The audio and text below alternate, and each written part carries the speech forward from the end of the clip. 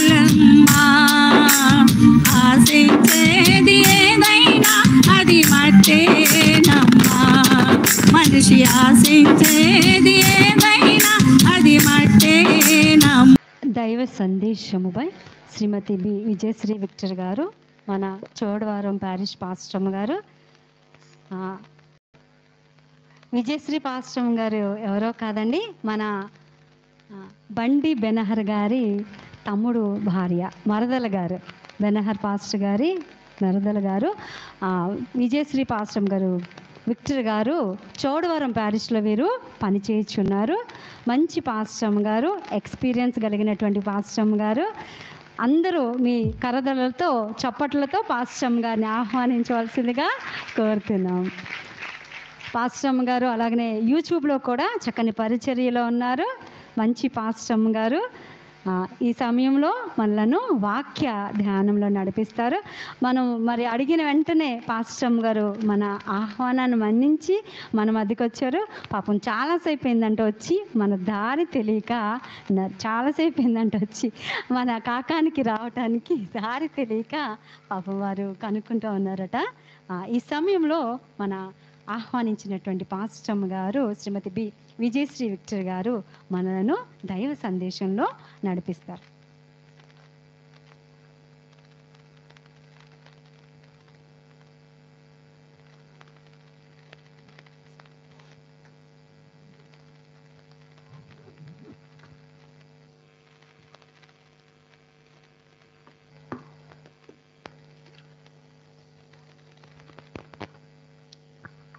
ముందుగా నాకు ఈ యొక్క ధన్యతనిచ్చినటువంటి దేవాతి దేవునికి నా నిండు వందనాలు తెలియచేసుకుంటున్నానండి.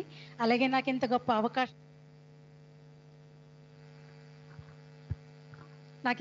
అవకాశాన్ని ఇచ్చినటువంటి సంఘ కాపరి గారికి, మరి అమ్మగారులకి నా యొక్క నిండు హృదయపూర్వక వందనాలు తెలియచేసుకుంటున్నాను. అలాగే ఇక్కడ ఉన్నటువంటి క్రీస్తు కృపాలయం లోదరన్ దేవాలయం వారి సంఘము డెలిగేట్ గారికి, ఆల్టర్నేట్ డెలిగేట్ గారికి, పిసిసి సభ్యులకు, సంఘ పెద్దలకు, స్త్రీల సమాజానికి, యూత్ మరియు సండే స్కూల్ వారికి, సంఘం అంతటికి కూడా ఈ మధ్యాహ్న కాలపు శుభాభివందనాలు తెలియజేసుకుంటున్నానండి. ఈరోజు మనకి ఇచ్చినటువంటి అంశము ధైర్యము విశ్వాసము గల స్త్రీ అని మనకి ఇచ్చినటువంటి అంశము. మరి మనం వాక్య భాగంలోనికి వెళ్ళినట్లయితే మూల వాక్యంగా తిమోతి రాసిన రెండవ పత్రిక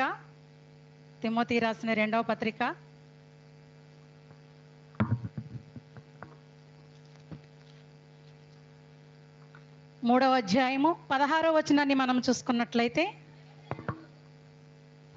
దైవజనుడు సన్నద్ధుడై ప్రతి సత్కార్యమునకు పూర్ణముగా సిద్ధపడి ఉండినట్లు దైవావేశము వలన కలిగిన ప్రతి లేఖనమును ఉపదేశించుటకును, ఖండించుటకును, తప్పుదిద్దుటకును, నీతి యందు శిక్ష చేయుటకును ప్రయోజనకరమై ఉన్నది. ఇది నాన్న ఉమెన్ సండేగా, స్త్రీల ఆదివారముగా మనకిచ్చినటువంటి ఇంత గొప్ప ధన్యకరమైన సమయాన్ని మనం అందరము కూడా ఇంత చక్కగా ఘనముగా మనము దేవుని మహిమపరచుకోవడానికి మరింత అవకాశాన్ని 2025వ సంవత్సరంలో మనకి మరొక పర్యంతం దేవుడు చేసేస్తున్న విధానాన్ని బట్టి మరి మనం అందరం కూడా ఇంకా దేవునిలో ఎదగాలని, మరి మనందరికీ కూడా ప్రోత్సాహకరంగా ఉండాలని చక్కటి అంశాన్ని ఏఎల్సి వారు మనకి దయచేసి ఉన్నారు.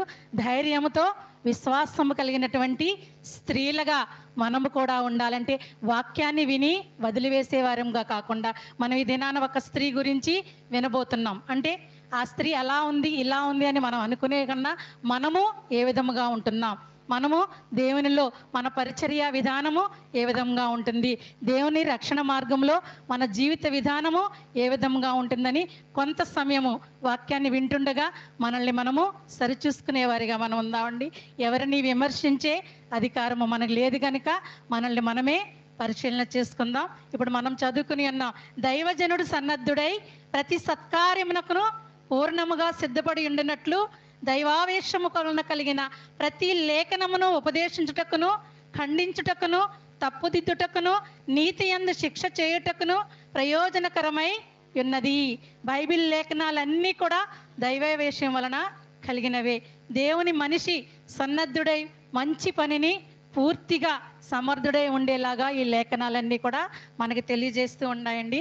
బైబిల్ జ్ఞానం లేకుండా మనము ఏ పనిని చేయలేము. మనం అనుకోవచ్చు, నేను చాలా గొప్ప సేవకురాలిని, లేకపోతే పెద్ద సేవకుడిని, నాకు దేవుని వాక్యము తెలుసు అని మనం అనుకుంటే మనము అందులో సున్నాగానే ఉండిపోతూ ఉంటాం.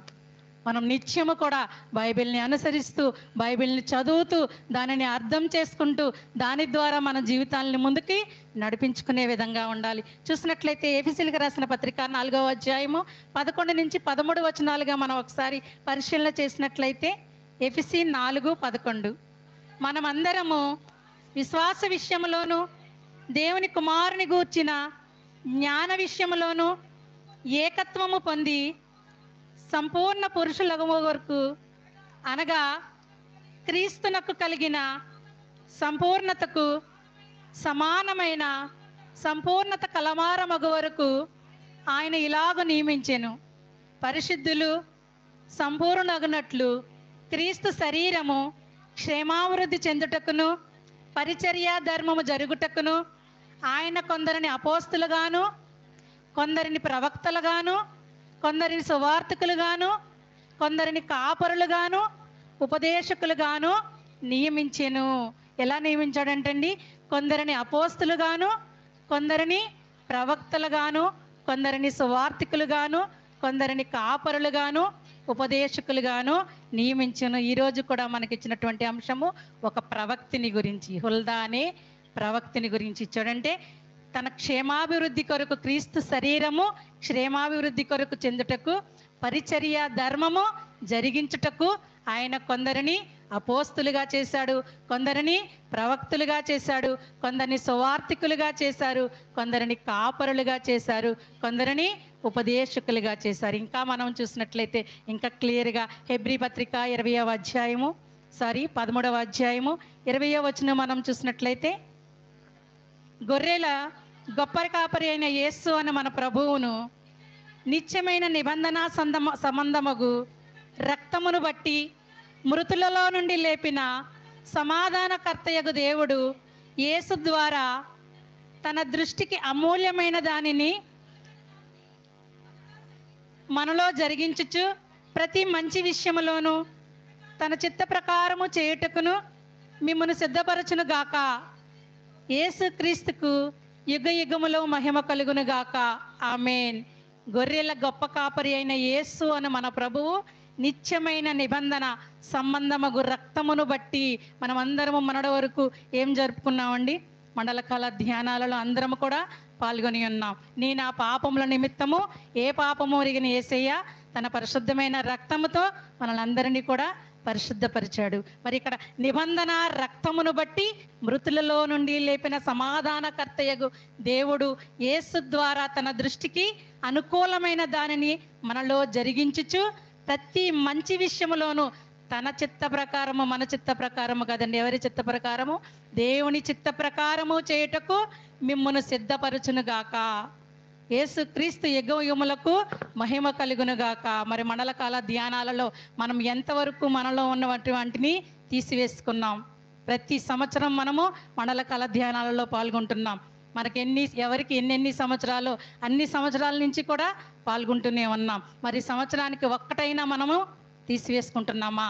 మనల్ని మనం పరిశీలన చేసుకుందామండి. మనల్ని సిద్ధపరచడానికి ప్రతి సంవత్సరం దేవుడు మనకు అవకాశం ఇస్తున్నాడు. ఈ సంవత్సరం కాకపోతే వచ్చే సంవత్సరము, తర్వాత సంవత్సరం అని ఎదురు చూస్తున్నాడు. నా బిడ్డలు మారతారు, నేను ఇచ్చే రక్షణ భాగ్యాన్ని పొందుకుని నా మార్గంలోనికి వస్తారని సమాధాన పరచడానికి, సిద్ధపరచడానికి యేసుక్రీస్తు తన నిబంధన రక్తము ద్వారా మనల్ని సిద్ధపరచడానికి ఆయన చూస్తూ ఉన్నాడు. మరి సిద్ధపాటు కలిగి ఉన్న స్త్రీల వలె మనం ఉన్నామా? ఇంకనూ సిద్ధపాటు లేని స్త్రీల వలె ఈ లోకంలో మనము జీవిస్తున్నామా? ఒక్కసారి వాక్యానుసారంగా మనల్ని మనము పరిశీలన చేసుకుందామండి. ఇక్కడైతే మాత్రం బైబిల్ వాక్యం తెలుసుకున్నటువంటి మనుషులు ఎలా ఉండాలంటండి? ప్రతి మంచి కార్యానికి సంసిద్ధులై ఉండాలి. ఈరోజు ఈ క్రీస్తు కృపాలయం లోదరన్ దేవాలయంలో ఏం జరుపుకుంటున్నామండి? ఉమెన్స్ సండే, స్త్రీల ఆదివారం జరుపుకుంటున్నాం. మరి దేవుని వాక్యాన్ని మనం కూడా ప్రకటించేవారిగా ఉన్నామా, లేదా విని వదిలివేసేవారిగా ఉన్నామా? మరి ఈరోజు హుల్దా గురించి మనకి ధ్యానాంశం ఇవ్వబడింది. అలాగే ఇంకొక పత్రిక సువార్త పాఠ్య భాగంలో హన్న ప్రవక్తిని గురించి ఇవ్వబడింది. మరి వీరిద్దరూ కూడా ఒకరు పాత నిబంధనలో ప్రవక్తిగా ఉన్నారు, ఒకరు కొత్త నిబంధనకి ప్రవక్తిగా ఉన్నారు. ఒక ధైర్యము కలిగిన స్త్రీగా ఉన్నారు, ఒకరు విశ్వాసము కలిగినటువంటి స్త్రీగా ఉన్నారు. మరి ఈ రెండు గుణాలు మనలో ఉన్నాయా లేదా ఇంకను ధైర్యము లేని విశ్వాసం లేని స్త్రీల వల్లే మనం ఈ లోకంలో జీవిస్తున్నామా? ఒక్కసారి వాక్యానుసారంగా మనల్ని మనము పరిశీలన చేసుకుందామండి. వీరిద్దరూ కూడా మనలాంటి స్త్రీలే. వీరిద్దరూ కూడా దేవుని కార్యాన్ని ప్రకటించి ఎంతో మందిని దేవునిలోకి నడిపించినటువంటి స్త్రీలుగా మనకి వాక్య భాగాలు తెలియజేస్తున్నాయండి. మరి మనము కూడా దేవునిలో ఉండాలని, దేవునిలో మరి ఫలించాలని, దేవుని వాక్యాన్ని ప్రకటించే వారిగా ఉండాలని, మరి ఎంత గొప్ప గొప్ప వాక్యాలను మనము పరిశీలన చేసుకుంటుండగా మనం ఎంతవరకు మారు మనసు పొందుకుంటున్నాము అనే దానిని 3 విధాలుగా ఈ యొక్క మధ్యాహ్న కాల సమయంలో మనము 3 మాటలుగా దానిని ధ్యానం చేసుకుందామండి. మొట్టమొదటిగా మనం చూసినట్లయితే దేవుని వాక్యం తెలుసుకుని నెమ్మది సమాధానంతో ఉండమని ప్రవచించడం. మొట్టమొదటిది ఏంటండి? నా వాక్యం అంతా విన్నా వినకపోయినా ఈ 3 మాటలు మాత్రము లాస్ట్లో చెప్పడానికి ప్రయత్నం చేయండి. మొట్టమొదటి మాట ఏంటండి? దేవుని వాక్యం తెలుసుకుని నెమ్మది సమాధానముతో ఉండమని ప్రవచించుట. చూసినట్లయితే రాజుల 2వ గ్రంథము 22వ అధ్యాయము 19వ వచనాన్ని మనం ఒకసారి చూసినట్లయితే, ఇశ్రాయేలు దేవుడైన యెహోవా సెలవిచ్చినది ఏమనగా, ఈ స్థలము పాడగుననియు దాని కాపరస్తులు దోషణాస్పదులగుననియు నేను చెప్పిన మాటలను నీవు ఆలకించి మెత్తని మనస్సు కలిగి యెహోవా సన్నిధిని దీనత్వము ధరించి నీ బట్టలు చింపుకొని నా సన్నిధిని కన్నీళ్లు రాల్చితివి గనుక నీవు చేయు మనవిని నేను అంగీకరించి ఉన్నాను. ఈ మాటలు ఎవరు మాట్లాడుతున్నారండి? ఎవరు మాట్లాడుతున్నారండి? యెహోవా దేవుడు చెప్పమన్నటువంటి మాటలను హుల్దా ప్రవక్తి హోషియాకి చెప్పుచున్న సందర్భంలోని, ఇశ్రాయేలు దేవుడైన యెహోవా సెలవిచ్చినది ఏమనగా, ఈ స్థలము పాడగననియు దాని కాపరస్తులు దూషణాస్పదులగుదురనియు నేను చెప్పిన మాటలను నీవు ఆలకించి మెత్తని మనస్సు కలిగి యెహోవా సన్నిధిని దీనత్వము ధరించి నీ బట్టలను చింపుకుని నా సన్నిధిని కన్నీళ్లు రాల్చితివి గనుక నీవు చేయు మనవిని నేను అంగీకరించుచున్నాను. ఈ వాక్య భాగము యూదా రాజు ఒక గ్రంథము చదువుతున్నప్పుడు ఆయనకు బయలుపడినటువంటి విషయాన్ని అక్కడ ఉన్నటువంటి హుల్దా ప్రవక్తికి తెలియజేయడానికి వెళ్ళిన సందర్భంలోని వాక్య భాగం అండి. అక్కడ మనం ముందుగా హోషియా గురించి కొంచెం సేపు తెలుసుకుందాం. హోషియా 8 సంవత్సరాల వయసులోనే యూదా దేశానికి రాజు అయినట్లుగా మనకి వాక్య భాగాలు సెలవిస్తున్నాయండి. ఆయన ప్రభువుని తన హృదయముతోనే కాకుండా ఆత్మతోనూ శక్తితోనూ మరి ఎరిగినటువంటి మొట్టమొదటి రాజుగా, చిట్ట చివరి రాజుగా కూడా మనకి బైబిల్ గ్రంథాల్లో తెలియజేయబడుతున్నాయి. చూసినట్లయితే రాజుల 2వ గ్రంథము 23వ అధ్యాయము 25వ వచనం మనం చూసినట్లయితే,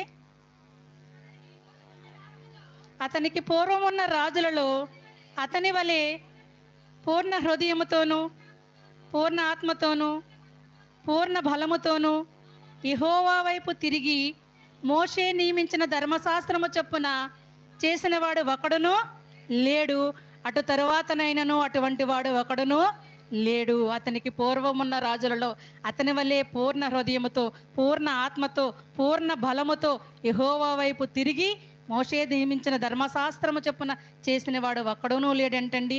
అతని తరువాత కూడా ఒకడును లేనట్లుగా మనకి వాక్య భాగాలు సెలవిస్తున్నాయి. ఈ యోషియా నిజాయితీపరుగా ఉన్నాడు. యోషియా పాలనలో ఒక కీలకమైన మలుపు ఆయన యొక్క 18 సంవత్సరాల వయసులో జరిగింది. అది దేవాలయాన్ని శుద్ధీకరించడం. ఆ శుద్ధీకరిస్తున్నప్పుడు ప్రధాన యాజకుడైనటువంటి హిల్కియా ఒక ధర్మశాస్త్రాన్ని తీసుకుని వచ్చి ఉండగా అందులో రాసినది చదువుతున్న సందర్భంలోనిది ఈ వాక్య భాగము.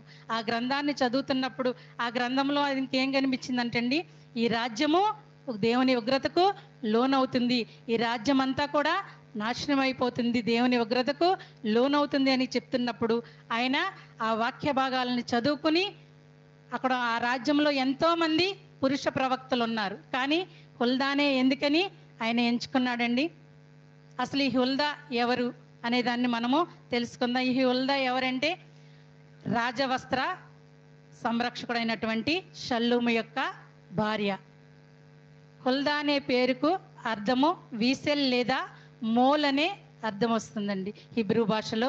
ఇంగ్లీష్లో అయితే to abide or to continue, తెలుగులో అయితే కొనసాగడం లేదా నిలబడడం అనే అర్థం వస్తుంది. మరి రాజవస్త్రాలు సంరక్షించే షల్లూమును వివాహం చేసుకున్నటువంటి హుల్దా యెరూషలేములో ఒక హోదాలోనే ఆమె కూడా జీవిస్తుంది. ఎందుకంటే రాజనగరంలో తమ భర్త ఒక ఉద్యోగిగా ఉన్నాడు, ఆమె కూడా అక్కడే నివసిస్తున్నట్లుగా మనకి వాక్య భాగాలు సెలవిస్తున్నాయి. హోషేయ చదివిన దాని ప్రకారం మనం చూసినట్లయితే యూదా దేశానికి మరియు తన ప్రజలకు విపత్తు రాబోతుందని హుల్దా వారికి ప్రకటించినట్లుగా మనకి వాక్య భాగాలు సెలవిస్తున్నాయండి. యూదా ప్రజలు దేవుణ్ణి విడిచిపెట్టినట్లుగా ఇతర దేవతా విగ్రహాలను వారు పూజిస్తున్నట్లుగా మనకి వాక్య భాగాలు చెప్తున్నారు. మరి అక్కడ ఉన్నటువంటి దేవుని ప్రజలపై కోపం రగులుకున్నప్పుడు వారి విధ్వంసం నుండి తప్పించుకోవడానికి దేవుణ్ణి విడిచిపెట్టేవారిగా ఉన్నారని పశ్చాత్తాపంతో మరి దేవుని ముందు ఎలాంటి మనసుతో ఉన్నాడండి? దీన మనసుతో. మనం ఇక్కడ చదువుకుని ఉన్నాం. దీన మనసుతో యెహోవా సన్నిధిని దీనత్వము ధరించి నీ బట్టలను చింపుకుని నా సన్నిధిని కన్నీళ్లు రాల్చితివి గనుక నీవు చేయు పనులు నేను అంగీకరించి తిని. ఆయన తన వస్త్రాలు చించుకుని దీన మనస్సుతో దేవుణ్ణి వేడుకున్నాడు కనుక దేవుడు ఆయన మొరను ఆలకించినట్లుగా మనకి అక్కడ వాక్య భాగాలు సెలవిస్తున్నాయి. నీవు శాంతితోనే మరణిస్తావని దేవుడు వాగ్దానం చేస్తాడు. వాగ్దానం చేస్తున్న దేవుడు నమ్మదగిన వాడు కనుక అక్కడ అతను ఆ ఉగ్రత నుంచి తప్పించుకున్నాడు. అయినా కూడా హోషేయ వదిలిపెట్టలేదు. తన శాయశక్తుల తన రాజ్యంలో ఉన్నటువంటి ప్రజలను మార్చాలనుకున్నాడు, కానీ మార్చలేకపోయాడు. చివరికి ఆయన ఆ ఉగ్రతను చూడకుండానే మరణించినట్లుగా మనకి వాక్య భాగాలు సెలవిస్తున్నాయండి. మరి బైబిల్ గ్రంథంలో హుల్దా యొక్క చరిత్రను మనం చూసినట్లయితే మరి ఇది మహిళలకు ఒక సవాలుగా, ఒక ప్రోత్సాహకరంగా ఉంది. ఇక్కడ హుల్దా ప్రవక్తని ధైర్యాన్ని మనం గమనించాలి. అప్పుడు యూదా రాజ్యంలో ఎవరైనా ఇలా ప్రవక్తలు ప్రవచించేటప్పుడు ఆ యొక్క ప్రవచనాలు ఏదైనా అసత్య ప్రవచనాలు చేసినా, అసత్య బోధలు చెప్పినా కూడా వారికి చాలా కఠినమైన శిక్షలు ఉండే అంటండి. కానీ ఇక్కడ ఒక స్త్రీ అయినప్పటికీ ఒక స్త్రీని వాళ్ళు ఎంచుకున్నారు. ఎందుకంటే అక్కడ ఎంతో మంది పురుషులు ఉన్నప్పటికీ కూడా ఈ స్త్రీ ప్రవక్తని ఎందుకు ఎంచుకున్నారండి? ఆ వాక్య భాగం చదవగానే ఆ రాజు ఆ రాజ్యంలో ఉన్నటువంటి పురుష ప్రవక్తల్ని సంప్రదించవచ్చు కదా.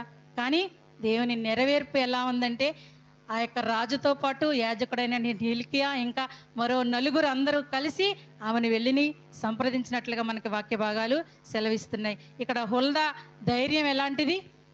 అక్కడ ఏదైనా జరగరానిది జరిగితే తను చెప్పేది నిజం అవ్వకపోతే తన పరిస్థితి ఎలా ఉంటుందో తనకి తెలుసు. అయినా కూడా ఆమె దేవునికి లోబడిన స్త్రీగా ఉంది, దేవుని మాట ఎడల నమ్మకం కలిగినటువంటి స్త్రీగా ఉంది కనుక ధైర్యముతో తనకు తెలిసిన దానిని ప్రవచించినట్లుగా మనకి వాక్య భాగాలు సెలవిస్తున్నాయండి. చూసినట్లయితే రాజుల 2వ గ్రంథము 22వ అధ్యాయము 16వ వచనాన్ని మనం ఒకసారి చూసినట్లయితే,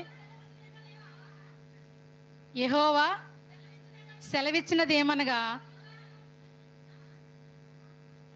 యోధారాజు చదివించిన గ్రంథములో వ్రాయబడి ఉన్న దీనంతటిని దేనియు విడిచిపెట్టకుండా నేను ఈ స్థలము మీదకి దాని కాపురస్తుల మీదకి రప్పించను. చాలండి, నీ రాజ్యం మీదకి ఉగ్రత వస్తుంది అనే ఒక రాజుకు చెప్పడానికి చాలా ధైర్యం ఉండాలి. అలాంటి ధైర్య సాహసాలు కలిగినటువంటి గొప్ప ప్రవక్తిగా, స్త్రీగా మనకి ఇక్కడ హుల్దా గురించి చెప్పబడుతుంది. మరి హుల్దా జ్ఞానాన్ని, ఆమెకు దేవుడిచ్చినటువంటి జ్ఞానాన్ని, అధికారాన్ని గుర్తించి అక్కడికి రాజుతో పాటు తన యాజకుడైనటువంటి హిల్కియా మరొక నలుగురిని కూడా పంపించినట్లుగా మనకి వాక్య భాగాలు సెలవిస్తున్నాయి. ఇటువంటి విషయమే ఇంకోటి జరిగిందండి. రాజుల 1వ గ్రంథము 21వ అధ్యాయము 29వ వచనం మనం చూసినట్లయితే,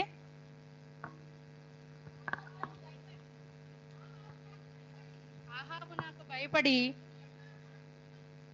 వినయముగా ప్రవర్తించుట చూచితివా? నాకు భయపడి అతడు వినయముగా ప్రవర్తించుట చేత ఆ అపాయము అతని కాలమునందు సంభవింపకుండా ఆపి అతని కుమారుల కాలమందు అతని కుటుంబుల మీదకి నేను దానిని రప్పించెదను. అహాబు కాలంలో కూడా ఆహాబు దేవుణ్ణి వేడుకున్న విధానాన్ని బట్టి అతని మీదకి కాకుండా ఉగ్రత అతని కుటుంబీకుల మీదకి వచ్చినట్లుగా మనకు వాక్య భాగాలు సెలవిస్తున్నాయి. మరి దేవుడి మాటను మనం వినాలంటే ముందుగా మనం ఏం చేయాలండి? మనల్ని మనము తగ్గించుకునే వారిగా ఉండాలి. దేవుని యందు వినయము విధేయత కలిగిన వారిగా ఉండాలి. ఇక్కడ హుల్దా ఎలా ఉందండి? దేవుని ఎదుట తనను తాను తగ్గించుకున్న స్త్రీగా ఉంది. మనం ఈ లోకములో ఉండగా తగ్గించుకున్న వారమైతే దేవుని దృష్టిలో మనము హెచ్చించబడే వారిగా ఉంటాము. రాజనగరులో ఒక సామాన్యమైనటువంటి ఉద్యోగిగా ఉన్నటువంటి భార్య అయిన హుల్దాను దేవుడు ఎంచుకున్నాడు. ఎందుకని? ఆమె ఈ లోకములో ఉండగా తగ్గింపు జీవితంలో ఉంది కనుక దేవుని దృష్టిలో ఎంచబడింది. మరి స్త్రీలమైనటువంటి మనము ఈ లోకములో ఉండగా మనల్ని హెచ్చించుకునే వారిగా ఉన్నామా, తగ్గించుకునే వారిగా ఉన్నామా? ఒక్కసారి మనల్ని మనము పరిశీలన చేసుకుందామండి. ఇక్కడైతే హుల్దా ఎలా ఉందండి? ధైర్యము కలిగిన స్త్రీగా ఉంది, దేవుని ఎదుట తగ్గించుకున్న స్త్రీగా ఉంది, వినయము కలిగిన స్త్రీగా ఉంది, విధేయత కలిగినటువంటి స్త్రీగా ఉంది. గొప్ప సుగుణాలన్నీ కూడా మిళితమైన స్త్రీగా ఉంది. కనీసం ఒక్క సుగుణమైన మనలో ఉందా? ఒకవేళ లేకపోతే మనలో ఉండడానికి ప్రయత్నించే వారిగా మనం ఈ లోకంలో జీవిస్తున్నామా?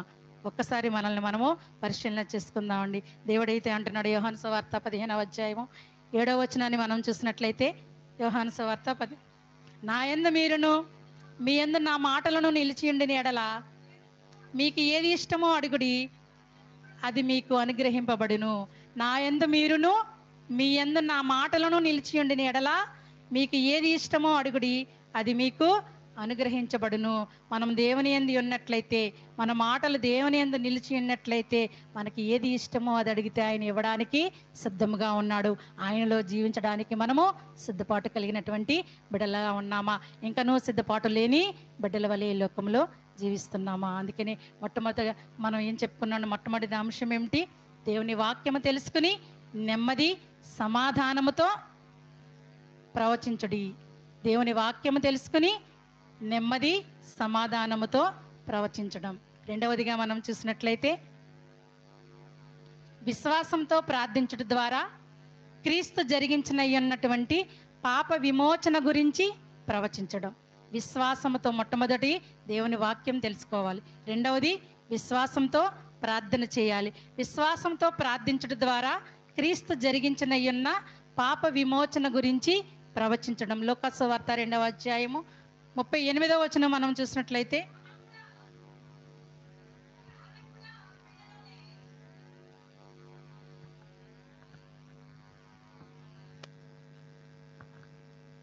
ఆమె కూడా గడియలోనే లోపలికి వచ్చి దేవుని కొడియాడి యెరూషలేములో విమోచన కొరకు కనిపెట్టుచున్న వారందరితో ఆయనను గూర్చి మాట్లాడుచుండెను.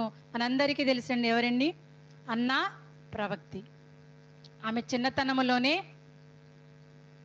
వివాహమయ్యి 7 ఏండ్లు గడిచిన తర్వాత భర్తను కోల్పోయి వైధవ్యంతో ఉన్నప్పటికీ కూడా దేవుని యందు నమ్మికతో ఉంది, దేవుని నిందించకుండా. కానీ ఈ లోకంలో మనం ఏం చేస్తూ ఉంటామండి? దేవుడు ఎన్నో ఆశీర్వాదాలు ఇస్తూ ఉంటాడు, దేవుడు ఎంతగానో మనల్ని దీవిస్తూ ఉంటాడు. కానీ చిన్నపాటి శ్రమ రాగానే, చిన్నపాటి శోధన రాగానే, చిన్నపాటి ఇరుకు ఇబ్బందులు రాగానే, దేవా ఎందుకు నా చేయి విడనాడితివి, నాకే ఎందుకు ఇలా జరుగుతుంది, నా కుటుంబంలోనే ఎందుకు ఇన్ని శోధనలు వస్తున్నాయి, నాకు మాత్రమే ఎందుకయ్యా ఇలా జరుగుతుందని మనం ఏం చేస్తూ ఉంటామండి? దేవునిలో నుంచి వెనుతిరిగిపోయే వారిగా ఉంటాం. కానీ ఇక్కడ అన్నా ప్రవక్తి ఎలా ఉందంటండి? దేవుని యందు విశ్వాసము కలిగినటువంటి స్త్రీగా ఉంది. చిన్న వయస్సులోనే భర్తను కోల్పోయింది, నాకే ఎందుకు ఇలా జరిగిందని బాధపడలేదు. దేవుని యందు విశ్వాసంతో నమ్మికతో తన 84 సంవత్సరాల వయస్సులో కూడా ఆమె రేయింబవళ్ళు ఉపవాస ప్రార్థనలు చేసే గొప్ప స్త్రీగా మనకి ఇక్కడ కనిపిస్తుందండి. మరి ఆమె దేవుని మూలంగా పలకడం కూడా ఒక గొప్ప వరముగా ఆమె భావిస్తుంది. ఆమెకి 7 సంవత్సరాల వయసులోనే భర్తను కోల్పోయింది. 84 సంవత్సరాల వృద్ధాప్యంలో ఉన్నప్పటికీ కూడా మనము చిన్నవారు ఉన్నారు, ఇక్కడ పెద్దవారు ఉన్నారు, మధ్య వయస్కులు ఉన్నారు. కొంచెం సేపు ఎక్కువ వాక్యం చెప్పాం అనుకోండి, మనం ఏం చేస్తూ ఉంటామండి? నిరాశ నిస్పృహలకి లోనైపోతూ ఉంటాం. అంటే అలసట చెందిపోతూ ఉంటాం, విసుగు చెందుతూ ఉంటాం. అంటే మన స్థితి ఏ విధంగా ఉందో మనల్ని మనము పరిశీలన చేసుకుందాం. కానీ ఇక్కడ ఈమె 84 సంవత్సరాలు వృద్ధాప్యములో ఉంది. మనం 84 సంవత్సరాలు బ్రతకడమే కష్టం. కానీ ఆమె 84 సంవత్సరాల వయసులో కూడా దేవుని సన్నిధిలో విశ్వాసముతో, నిరీక్షణ కలిగి, ఉపవాసంతో రేయం బగళ్ళు ప్రార్థన చేయడం ద్వారా ఆమె ప్రవచిస్తుందంటండి. బాల యేసునే ఎత్తుకునే గొప్ప అదృష్టాన్ని ఆమె పొందుకుని ఉంది. మరి ఈ దినాన నీ నా పాపముల నిమిత్తము స్వయంగా ఆయనే శిలువ మరణానికి గురై ఉండగా, మరి ఆయన ఇచ్చేంత గొప్ప రక్షణ భాగ్యాన్ని మనం పొందుకుని ఉండగా, ఆయన సన్నిధానంలో కొంచెం సమయం గడపడానికే మనము చాలా నిరాశ నిస్పృహలతో, మనము అంటే మిమ్మల్ని అంటున్నాను అనుకోకండి, లోకానుసారంగా మనం ఎలా ఉంటున్నాం ఒక్కసారి మనల్ని మనం పరిశీలన చేసుకుందాం. కీర్తనలు 7వ అధ్యాయము 17వ వచనం మనం చూసినట్లయితే, కీర్తన, యెహోవా న్యాయము విధించువాడని నేను ఆయనకు కృతజ్ఞతాస్తుతులు చెల్లించెదను.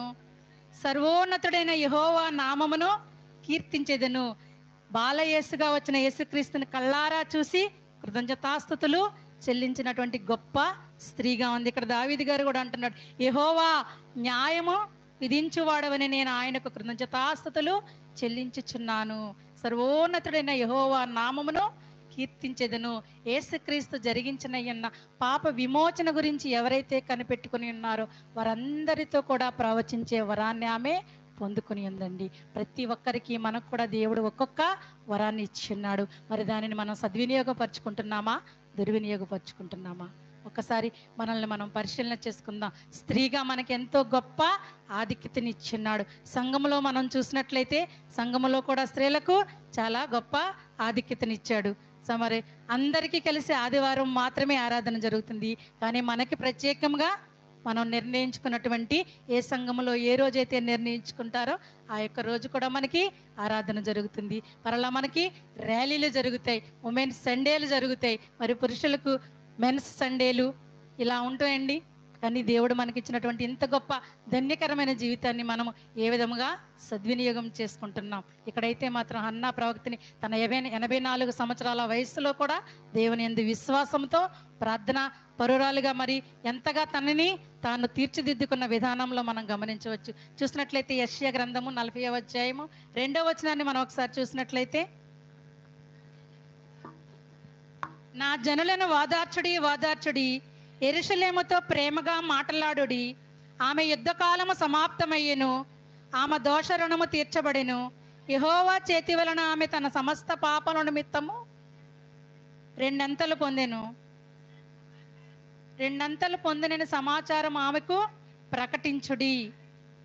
చాలండి. నా జనులను ఓదార్చుడి ఓదార్చుడి, యెరూషలేముతో ప్రేమగా మాటలాడుడి. ఆమె యుద్ధకాలము సమాప్తమయ్యేను, ఆమె దోషము తీర్చబడిను. యెహోవా చేతి వలన ఆమె సమస్త పాపముల నుండి నిమిత్త రెండింతలు పొందినని సమాచారం ఆమెకు ప్రకటించుడి. ఇంకా మనం చూసినట్లయితే 52:9 వచనం కూడా ఒకసారి చూసినట్లయితే, అదే అధ్యాయం, యెరూషలేమునందు పాడైయున్న స్థలములారా ఉత్సహించి ఏకముగా సంగీత గానము చేయుడి. యెహోవా తన జనులను ఆదరించెను, యెరూషలేమును విమోచించెను. అందులోనే 59:20 కూడా ఒకసారి చూడండి. సియోను నద్దకు యాకోబులో తిరుగుబాటు చేయటం మాని మళ్ళుకొనిన వారి యొద్దకు విమోచకుడు వచ్చును. ఇదే యెహోవా వాక్కు. నేను వారితో చేయు నిబంధన ఇది, నీ మీదనున్న నా ఆత్మయు నేను నీ నోట ఉంచిన మాటలను నీ నోట నుండి నీ పిల్లల నోట నుండి ఈ కాలము మొదలుకుని ఎల్లప్పుడూ తొలగిపోవని యెహోవా సెలవిచ్చుచున్నాడు. నీ మీదనున్న నా ఆత్మయు నీ నోట నుంచిన నా మాటలు నీ నోట నుండి నీ పిల్లల నోట నుండి ఈ కాలము మొదలుకుని ఎల్లప్పుడూ తొలగిపోవు అని చెప్తున్నాడండి. మరి ఇక్కడ అన్నా ప్రవక్త జీవితంలో కూడా అదే విధంగా జరిగింది. తన వైధవ్యములో 7 ఏళ్ల వయసులోనే తనకి 7 ఏళ్ళు కాపురం చేసిన తర్వాత వైధవ్యం వచ్చినప్పటికీ కూడా 84 సంవత్సరాల వరకు విశ్వాసంతో ఉంది. ఆమెలో ఉన్నటువంటి గొప్ప లక్షణాలు 4 మాటలుగా మనం చెప్పుకుందాం. మొట్టమొదటిగా ఆమె ఎలా ఉందండి? విధవరాలుగా ఉంది. వైధవ్యం యొక్క బాధను అనుభవిస్తుంది. దీర్ఘకాలంగా అనుభవిస్తున్నప్పటికీ కూడా దేవుడు నాకెందుకని ఇంతగా మరి నా జీవితాన్ని ఎందుకని ఇంతగా తగ్గించడానుకోకుండా దేవుణ్ణి స్తుతించినటువంటి స్త్రీగా ఉంది. వృద్ధాప్యం గురించి చూసినట్లయితే 84 సంవత్సరాల్లో మరి అలసట చెందకుండా దేవుణ్ణి ప్రార్థించే స్త్రీగా ఉంది. మరి దైవారాధన మూడవది, అన్న వైధవ్యంలో ఉంది, వృద్ధాప్యంలో ఉన్నప్పటికీ కూడా ఆమె నిత్యము రేయింబవలు కూడా దేవుణ్ణి ఆరాధించే స్త్రీగా ఉంది. నాలుగవదిగా చూసినట్లయితే ప్రార్థన పరురాలుగా ఉంది. నిత్యము కూడా ఉపవాసముతో రేయింబవళ్ళు దేవుని సన్నిధిలో ప్రార్థించే స్త్రీగా ఉంది. మరి మనము మన కుటుంబాల కొరకు, మన సంఘాల కొరకు మనం ప్రార్థించే వారిగా ఉన్నామా? ప్రార్థనా జీవితం లేని స్త్రీలుగా మనము ఈ లోకంలో జీవిస్తున్నామా? ఒక్కసారి మనల్ని మనము పరిశీలన చేసుకుందండి. హుల్దా ఎలా ఉందండి? ధైర్యము కలిగినటువంటి స్త్రీగా ఉంది. ఇక్కడ హన్నా ఎలా ఉందండి? విశ్వాసంతో ప్రార్థించే స్త్రీగా ఉంది. మరి మనము ఎలాంటి స్త్రీలుగా ఉన్నాం? హుల్దా అలా ఉంది, హన్నా ఎలా ఉంది అని కదా, మనము ఎలా ఉన్నాం? మనము ధైర్యంగా ఉన్నామా? దేవుని పరిచర్యలో ధైర్యము కలిగినటువంటి స్త్రీలుగా ఉన్నామా? దేవుని పరిచర్యలో విశ్వాసము కలిగినటువంటి స్త్రీలుగా ఉన్నామా? లేదను ఇంకనూ అవిశ్వాసంతో, అపనమ్మకంతోనే మన జీవితాలను మనము కొనసాగించే వారిగా ఉన్నామా? ఈ మధ్యాహ్న కాల సమయంలో మనల్ని మనం వాక్యానుసారంగా మనల్ని మనం ఒకసారి పరిశీలన చేసుకుందామండి. మొట్టమొదటి అంశం ఏమిటండి? దేవుని వాక్యము తెలుసుకుని నెమ్మది సమాధానముతో ప్రవచించడం. రెండవది, విశ్వాసంతో ప్రార్థించడం ద్వారా క్రీస్తు జరిగించిన ఎన్న పాప విమోచన గురించి ప్రవచించడం. చివరిదిగా మూడవదిగా మనం చూసినట్లయితే దైవావేశం వల్ల ప్రవచించే దేవుని లేఖనాలు ప్రతి మంచి పనిని పూర్తిగా సమర్థులై ఉండుటకు ప్రవర్తించడం. దైవావేశం వల్ల ప్రవచించే దేవుని లేఖనాలు ప్రతి మంచి పనిని పూర్తిగా సమర్థులుగా ఉండుటకు ప్రవచించడం. చూసినట్లయితే తిమోతి రాసిన 2వ పత్రిక 3వ అధ్యాయము 16వ వచనాన్ని మనం చూసినట్లయితే, దైవజనుడు సన్నద్ధుడై ప్రతి కార్యమునకు పూర్ణముగా సిద్ధపడి ఉండినట్లు దైవావేశం వల్ల కలిగిన ప్రతి లేఖనము ఉపదేశించుటకును, ఖండించుటకును, తప్పుదిద్దుటకును, నీతియందు శిక్ష చేయుటకును ప్రయోజనకరమై ఉన్నది. మరి ప్రతి కార్యమును మనము సన్నద్ధులమై ఉండుటకు, మరి మనము దేవుని మాటలు దేవుని గ్రంథములోంచి వచ్చినవి దేవుని మాటలు మనం చూసినట్లయితే మత్తయి సువార్త 4వ అధ్యాయము 4వ వచనాన్ని ఒకసారి చూసినట్లయితే, అందుకు ఆయన మనుష్యుడు రొట్టె వలన మాత్రము కాదు గాని దేవుని నోట నుండి వచ్చిన ప్రతి మాట వలన జీవించునని వ్రాయబడి ఉన్నది. ఇది ఆయన దృష్టికి ఆయన సత్యాన్ని, ఆలోచనలను, మాటలను తన సేవకులైన వారికి ఆయన తన హృదయాలలో ఊది వారి చేత రాయించినటువంటి గొప్ప మాటలు. మరి దేవుడు బైబిల్ని మనకి దేనికి ఇచ్చాడండి? మనుషులు దానిని ఉపయోగించాలని ఇచ్చాడు. కానీ ఈ దినాన మన యవ్వన బిడ్డలను చూస్తూ ఉంటే బైబిల్లో చదవడం కన్నా సెలల్లో చదవడమే ఎక్కువగా పరిపాటైంది. జీవ గ్రంథాన్ని మనం మోస్తున్నామంటే దేవుణ్ణి మనం మోస్తున్నాం. దేవుణ్ణి మనం మోసినట్లయితే జీవితకాలం ఆయన మనల్ని మోయడానికి సిద్ధంగా ఉన్నాడు. కానీ కొంత సమయము, వారానికి ఒక్కసారి దాన్ని మోయడానికి మనము చాలా బాధపడుతూ, దాన్ని మోసే కన్నా సెల్లో బైబిల్ని డౌన్లోడ్ చేసుకుంటారు. ఒక యాప్ని బైబిల్ చదవాలంటే సెల్లో దాన్ని ఓపెన్ చేసుకుంటూ ఉంటే జీవ గ్రంథాన్ని మోయడానికి కూడా మనము అంత అశ్రద్ధ చేస్తున్నాం. మరి మన పాప భారాన్ని యేసయ్య సిలువలో మోసి మన యొక్క పాపాల నిమిత్తం ఆయన ఎంతగానో దూషించబడ్డాడు, శిక్షించబడ్డాడు, కొరడాలతో కొట్టించుకున్నాడు. మరి మాంసపు ముద్దలుగా వస్తున్నప్పటికీ కూడా ఆయన మనందరినీ కూడా క్షమించాడు. మన కొరకు ఆయన రక్షణ భాగ్యాన్ని ఇచ్చాడు. మరి ఆయన జీవ గ్రంథాన్ని మోయడానికి మనం ఎంత బాధపడుతున్నామంటే అంత బాధపడుతున్నాం. మరి ఇక్కడ దేవుడు బైబిల్ని ఇచ్చింది, మనం అందరం కూడా దాన్ని ఉపయోగించుకోవాలి.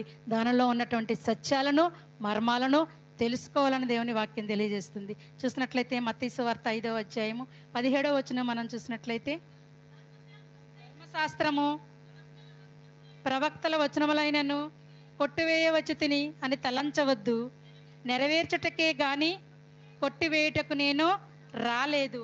ఆకాశమును భూమియు గతించిపోవునే గాని ధర్మశాస్త్రం అంతా నెరవేరును, దాని నుండి ఒక పొల్లైనను ఒక సున్నైనను తప్పిపోదని నిశ్చయముగా మీతో చెప్పుచున్నాను.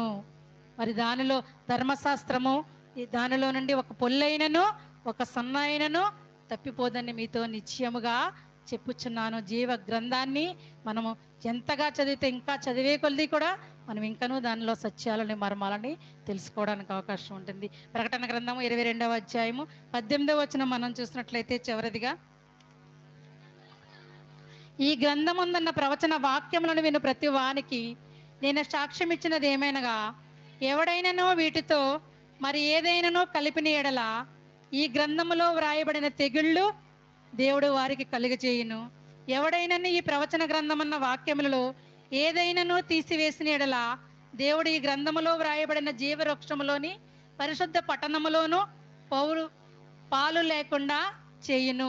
ఈ గ్రంథమున్న ప్రవచన వాక్యములను విను ప్రతి వానికి నేను సాక్ష్యం ఇచ్చినదేమనగా యోహాను గారు అంటున్నారు, ఎవడైనానో వీటితో మరి ఏదైనానో కలిపిన ఎడల ఈ గ్రంథములో వ్రాయబడిన తెగుళ్ళు దేవుడు వారికి కలిగచేయును. ప్రకటనగా యోహాను గారికి తెలియజేసినటువంటి ఒక జ్ఞానాన్ని బట్టి, దేవుడిచ్చిన జ్ఞానాన్ని బట్టి రాబో కాలంలో జరుగుతున్నటువంటిని ప్రకటన గ్రంథం మనకి తెలియజేయబడుతుంది. కనుక ఈ గ్రంథమందున్న ప్రవచన వాక్యాలు ఎవడైనానో వీటితో దేనినైనా కడిపిన ఎడల వారికి తెగుళ్ళు వచ్చినని దేవుని వాక్యం తెలియజేస్తుంది. ఇంకా ఎవడైనానో ఈ ప్రవచన గ్రంథమందు వాక్యములలో ఏదైనానో తీసివేసిన వెడల లేనిది ఉన్నట్లు చూపించినా ఉన్నది లేనట్లు చూపించినా కూడా జీవ వృక్షములలోను పరిశుద్ధ పట్టణములోను పాలు లేకుండా చేస్తానంటున్నాడు. బైబిల్ నుండి మరి ఉపయోగపడు 4 మాటలను ఇక్కడ పౌలు గారు మనకి తెలియజేస్తున్నారు. సత్యాన్ని నేర్పిస్తున్నారు, పాపాన్ని అబద్ధాలని గద్దిస్తున్నారు, తప్పు చేసేవారిని సరిదిద్దుతున్నారు. ఇంకా అన్యాయంతో నిండి ఉన్న ఈ లోకములో తన పిల్లలకు నీతి మార్గములో ఎలా నడవాలో తన బోధల ద్వారా తెలియచేస్తున్నారండి. మనం చూసినట్లయితే అబద్ధ బోధలు వలన చాలా సంఘాలు చల్లా చెదరైపోయి అవిశ్వాసులుగా మారిపోతున్నారు. అతియోశక్తిగా గొప్పతనంగా చెప్పుకోవడం కాదు, కానీ మన లోదర సంఘాల్లో దేవుని వాక్యాన్ని ఉన్నది ఉన్నట్లుగా బోధిస్తూ ఉంటాం. కానీ ఆ వాక్యము ఉన్నది ఉన్నదిగా బోధిస్తే చాలా మంది చెవులకు ఎక్కదు. ఎందుకంటే అందులో కల్పనా కథలు ఉండవు, అందులో కట్టుకథలు ఉండవు, లేకపోతే చిన్న చిన్న అదే జోక్స్ కానీ లేకపోతే మనసుకు ఉల్లాసపరిచే మాటలు కానీ ఏముండవు. వాక్యానుసారంగా వినాలంటే చాలా బాధగా ఉంటుంది. మధ్య మధ్యలో జోక్స్ వేస్తూ నవ్విస్తూ కవ్విస్తూ ఉంటే బాగా చెప్పారు అనుకుంటూ ఉంటారు. వాక్యంగా చెప్తే వాళ్ళు ఏదో చెప్పారు, మేము ఏదో విన్నాము అనే రీతిలో ఉంటాం. కానీ మన లోదరన్ సంఘములో ఒక కట్టుబడి ఉందండి. మనకి ప్రతి సంవత్సరం కూడా ఒక క్యాలెండర్ ఇస్తారు, వాక్య భాగాలు 31st నైట్ కానీ లేకపోతే 1st తారీఖుని కానీ ఇస్తూ ఉంటారు. అందులో మనకి ఏ రోజు ఏ వాక్య భాగం చెప్పాలి, ఆయన పుట్టుక గురించి, ఆయన శ్రమల గురించి, ఆయన మరణ పునరుద్ధానము గురించి, త్రిత్వకాలము గురించి, 2వ రాకడ గురించి, ఇవన్నీ కూడా వరుసగా మనకి ఇస్తూ ఉంటారు. ఆ వాక్య భాగాలను బట్టే మనం వాక్యాన్ని చెప్తూ ఉంటాం. మరి మన లోదరన్ సంఘము ఎంతో ఆదర్శంగా ఉంది. కానీ మన బోధలను చూస్తూ ఏమంటారు, లోదరన్ సంఘాల్లో ఆత్మీయత లేదు, లోదరన్ సంఘాల్లో ఆత్మ కొనసాగింపు లేదు, ప్రార్థనా పరులు లేరు. గట్టిగా కేకలు వేసి చేస్తేనే ప్రార్థన దేవుడు వింటాడండి? ఎక్కువసేపు ప్రార్థన చేస్తే దేవుడు వింటాడా? నీ మనస్ఫూర్తిగా నీ హృదయాంతరాల్లోంచి 2 మాటలు నీకు వచ్చిరాని ప్రార్థన అయినా చేస్తే దేవుడు తప్పక వినే గొప్ప దేవుడు ఉన్నాడు. కనుక మరి మనం తల్లి సంఘాన్ని విడిచిపెట్టడం ఎంత ప్రమాదమో ఈరోజు మనం అందరం కూడా గుర్తు చేసుకుని ఈరోజు మనం ఉమెన్స్ సండే సెలబ్రేట్ చేసుకుంటున్నాం. స్త్రీలుగా ఏ చర్చిలో చూసినా ఎవరు ఎక్కువగా ఉంటారండి? 100%లో 75% స్త్రీలే ఉంటారు. అంటే నేను పురుషుల్ని కించపరుస్తున్నానని కాదు, కానీ ఎక్కువగా స్త్రీలే ఉంటారు. సంఘాన్ని కూర్చాలన్నా స్త్రీలే, సంఘాన్ని కోల్చాలన్నా కూడా స్త్రీలే ప్రథమ స్థానంలో ఉంటారు. సంఘాన్ని పైకి లేవనెత్తాలన్నా స్త్రీకే సాధ్యం, దాన్ని విడదీయాలన్నా కూడా ఒక స్త్రీకి మాత్రమే సాధ్యం అండి. ఇలా అంటున్నానేంటని అనుకోవద్దు, ఎందుకంటే స్త్రీలు బలహీన ఘటమని మనకి దేవుని వాక్యం చెప్తుంది. కాబట్టి స్త్రీలమేంటి మనం బలహీనపడిపోతూ ఉంటాం. కొత్తక వింత పాత కొరత అనే ఒక సామెత ప్రకారం ఎక్కడైతే కొత్తగా ఇప్పుడు వచ్చే కొత్త బోధలు, కొత్త వేషధారణలకి మనము లోబడిపోతూ ఉంటాం. మనలో ఎవరో ఒక ఆమె వెళుతూ ఉంటుంది, ఇంకొక ఆమెకి చెప్తుంది, ఆమె ఇంకొక ఆమెకి చెప్తుంది, వీళ్ళందరూ కలిసి ఇంకొక ఆమెకి చెప్తారు, వీళ్ళందరూ ఒక ట్రూప్గా తయారైపోతూ ఉంటారు. ఒక ఆటోనో లేకపోతే ఒక వెహికల్లో మాట్లాడుకుంటూ ఉంటారు, అక్కడికి వెళ్ళిపోతూ ఉంటారు. అంటే సంఘాన్ని పెంచడానికైనా స్త్రీలే ఉంటాము, దాన్ని చీల్చడానికైనా స్త్రీలే ఉంటాం. ఎందుకంటే ఈ మాట ఈరోజు మన స్త్రీల ఆదివారం కనుక మన పాత్ర ఎంతగా ఉందో మనం ఒకసారి గుర్తుపెట్టుకోవాలి. మనం సంఘాన్ని అభివృద్ధి పరిచే విధానంలో మన పరిచర్యని కొనసాగిస్తున్నామా? సంఘములో విభేదాలు తెచ్చే విధానంలో మన పరిచర్యను కొనసాగిస్తున్నామా? ఒక్కసారి మనల్ని మనము పరిశీలన చేసుకుందామండి. ఇక్కడైతే మాత్రం మనం ఈరోజు ఇద్దరు స్త్రీల గురించి మాట్లాడుకున్నాం. హుల్దా గురించి, అన్న ప్రవక్తిని గురించి మాట్లాడుకుందాం. ఒక ఆమె ధైర్యంతో ముందుకు వెళ్ళింది. తనకి చావైనా రావచ్చు, మరణమైనా సంభవించవచ్చు, కానీ ఎలాంటి భయము లేకుండా దేవుడు తనతో ప్రవచించిన ప్రవచనాన్ని ప్రవచించింది. నీ రాజ్యము కూలిపోతుంది, నీ రాజ్యంలో ప్రజలందరూ కూడా సర్వనాశనం అయిపోతారని చెప్పాలంటే ఎంత ధైర్యం కావాలండి ఒక రాజుకి? నా రాజ్యం గురించి ఇలా మాట్లాడతావా అని ఆమెను శిక్షించే అధికారం అతనికి ఉంది. కానీ ఆమె ఏం చేసిందండి? దేవుని మాటకు లోబడింది. నా దేవుడు నాకున్నాడనే ధైర్యంతో ముందుకు వెళ్ళింది. తన ధైర్యంతో ఆ యొక్క ప్రవచనాన్ని ప్రవచించినటువంటి గొప్ప స్త్రీగా ఉంది. మరి మనం మన సంఘములో ధైర్యము కలిగినటువంటి స్త్రీలుగా ఉన్నామా? చిన్న విషయాలకి మనం అబద్ధానికి లోనైపోయి, భయానికి లోనైపోయి ధైర్యంతో ముందుకు వెళ్లకుండా అసత్యం వైపు మనము వెళ్ళిపోతున్నామా? ఒక్కసారి స్త్రీలుగా, మరి తల్లిగా, కూతురిగా, మరి కోడలుగా ఎన్నో పాత్రలు పోషిస్తున్నాం. మరి సంఘములో మన పాత్ర ఏ విధంగా ఉంది? మరి ఈ యొక్క లోకములో మనం చాలా పాత్రలు పోషిస్తాం. కుమార్తెగా, తర్వాత తల్లిగా, తర్వాత అత్తగా, అమ్మగా, కోడలిగా, మరి ఇలా రకరకాల పాత్రలు పోషిస్తున్నామే. మరి దేవుని ఆలయంలో, దేవుని పరిచర్యలో మనం ఎలాంటి పాత్రలో ఉన్నాం? దేవుడు మనల్ని మట్టి పాత్రగానే చేశాడు అనుకోవద్దు, మహిమ పాత్రగా ఆయన సిద్ధంగా ఉన్నాడు. మరి అలా మారడానికి మనము సిద్ధపాటు కలిగి ఉన్నామా? ఎందుకనో సిద్ధపాటు లేని స్త్రీల వలె మనము జీవిస్తున్నామా?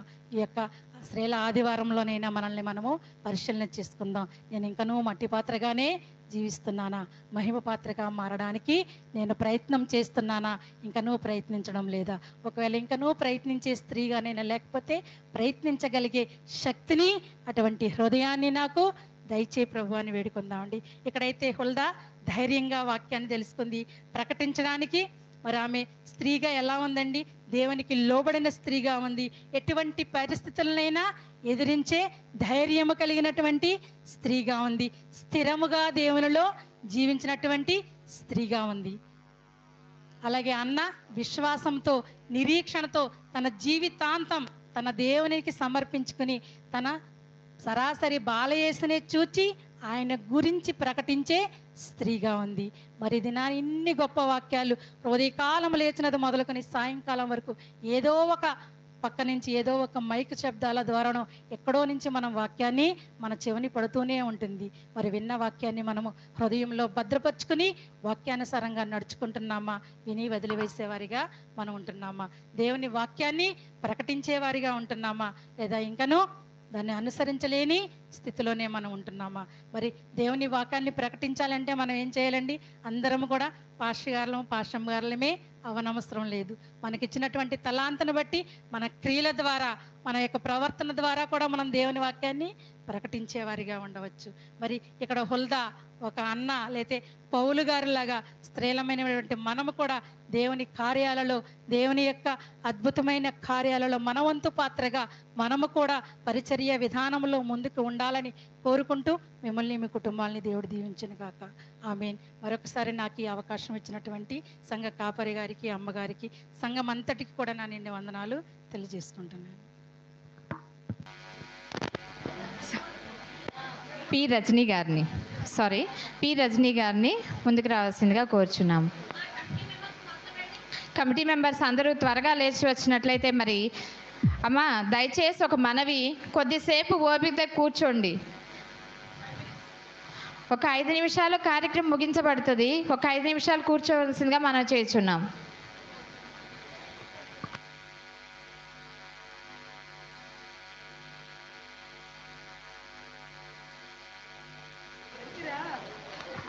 అందరూ చప్పట్లు కొట్టి మీ యొక్క కరకధ్వానాలు అందించాల్సిందిగా కోరుచున్నాం. చేతులు ఉన్న వాళ్ళు అందరూ చప్పట్లు కొట్టరా? చేతులు ఉన్న వాళ్ళందరూ చప్పట్లు కొట్టవలసిందిగా కోరుచున్నాం. ఓపెన్ చేయండి.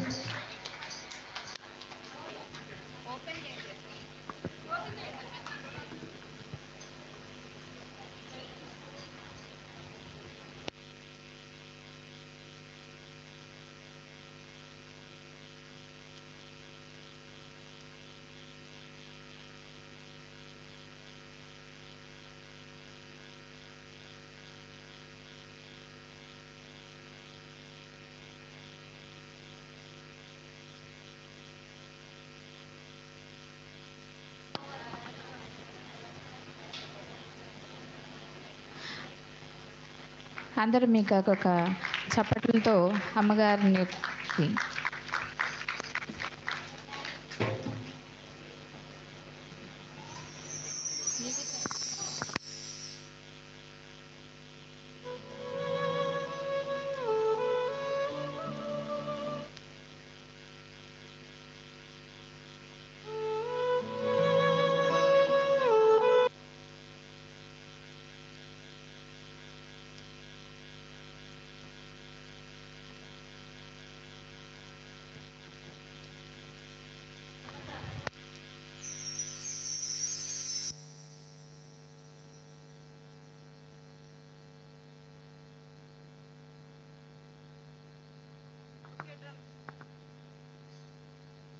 శ్రీమతి బి విజయశ్రీ విక్టర్ గారిని 2 మాటలు మా యొక్క స్త్రీల సమాజం కొరకు చెప్పవలసిందిగా కోరుచున్నాం.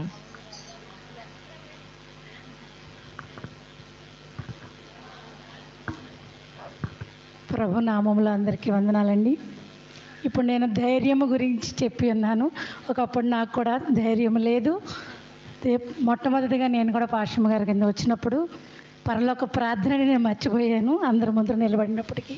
కానీ దేవుడు నన్ను ఈ దినాన ఒక ధైర్యముగా నిలబడి మీ సంఘంలో వాక్యం చెప్పడానికి నడిపించిన విధానాన్ని బట్టి దేవునికి వందనాలు తెలియచేసుకుంటూ ఇక్కడ ఉన్నటువంటి 2 సంఘ కాపరికి, 2 అమ్మగారులకి, అలాగే డెలిగేట్ గారికి, సంఘానికి, మరి PCC సభ్యులకి, యూత్ వారికి అందరికీ కూడా మరొకసారి నా నిండి వందనాలు తెలియజేసుకుంటున్నాను.